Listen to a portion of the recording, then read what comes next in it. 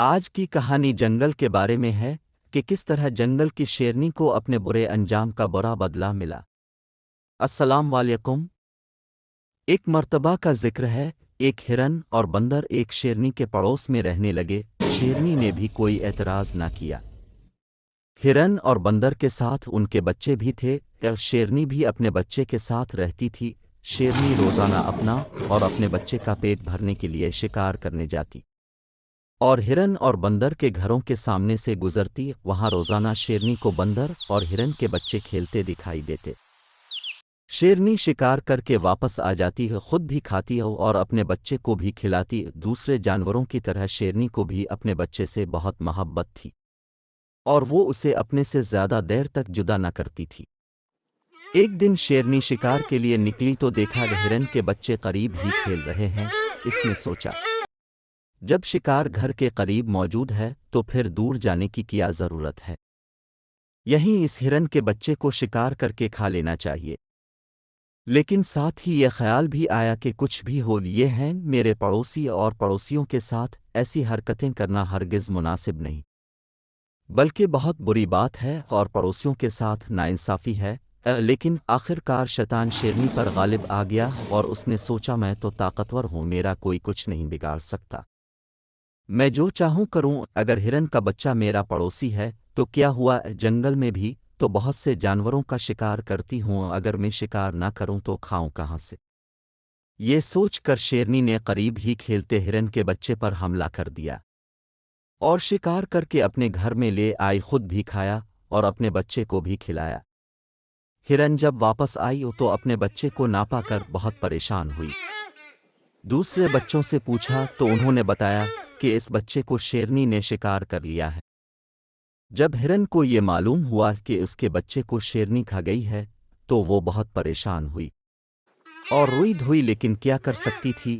شیرنی بہت طاقتور تھی، اس کے خلاف کوئی کچھ نہیں کہہ سکتا تھا۔ آخر اپنے پڑوسی بندر سے اس کی شکایت کی۔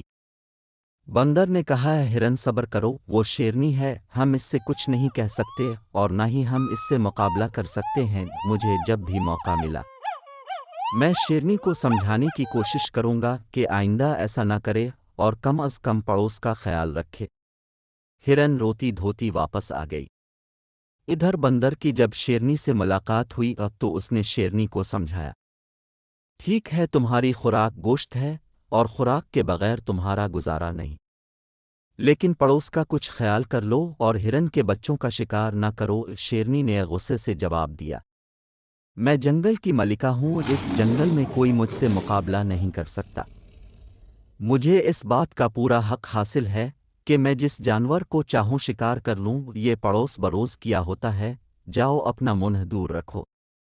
بندر کو شیرنی کا انداز بہت برا لگا، لیکن اس نے صبر سے کام لیا اور کہا، دیکھو شیرنی، یہ ظلم ہے اور جو ظلم کرتا ہے اس کا انجام برا ہوتا ہے۔ شیرنی نے بندر کی طرف غصے سے دیکھا اور کہا، بھاگ جاؤ، مجھے نصیحتیں کرنے کی ضرورت نہیں، میں اپنا اچھا برا خود سمجھتی ہوں۔ بندر خاموشی سے واپس آ گیا۔ ادھر شیرنی کی غیر موجودگی میں ایک شکاری شیرنی کے گھر تک آ پہنچا۔ اس کی نظر شیرنی کے بچے پر پڑی جو اب کافی بڑا ہو چکا تھا۔ شکاری نے اس کا شکار کیا اور اس کی کھال اتار کر چلتا بنا۔ شیرنی جب واپس آئی تو دیکھا اس کا بچہ مرا پڑا ہے اور کوئی اس کی کھال اتار کر لے گیا ہے۔ اب تو شیرنی بہت روئی تڑپی اور پریشان ہوئی۔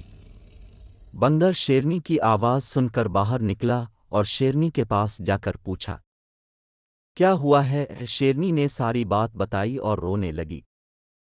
بربندر نے شیرنی کو صبر کی تلقین کی اور کہا، صبر کرو، ایسا تو ہوتا ہے، کوئی ظالم شکاری اس طرف آ نکلا ہوگا اور اس نے تمہارے بچے پر یہ ظلم کیا، اب سوائے صبر کے اور کیا ہو سکتا ہے؟ لیکن یہ کہتے ہوئے بندر اپنے دل میں سوچ رہا تھا، جیسی کرنی ویسی بھرنی، تم دوسروں کے بچے شکار کر کے کھا جاتی تھی، آج کوئی تمہارے بچے کو شکار کر کے لے گیا، اب تو تمہیں یقیناً بات سمجھ آ گئی ہوگی، لیکن اب پچھتانے کا کیا فائدہ، جو ہونا تھا وہ تو ہوگا۔ پیارے دوستو، ظلم کا انجام بہت برا ہے۔ اللہ تعالیٰ نے حاکم کو حکومت، بڑے کو ذمہ داری طاقتور کو طاقت اس لیے نہیں دی کہ وہ لوگوں کو یا چھوٹوں کو یا اپنے سے کمزور لوگوں کو ستائے اور ان کو تنگ کرے۔ حکومت اس لیے دی ہے کہ اللہ تعالیٰ کے جن احکامات پر عمل نہیں ہو رہا ان کو نافذ کریں اور لوگوں کا خیال رکھیں۔ بڑا اس لیے بنایا کہ چھوٹوں پر شفقت کا معاملہ کریں۔ طاقت اس لیے دی کہ کمزوروں کی مدد کریں۔ اگر کہانی پسند آئے تو لائک اور سبسکرائب کریں۔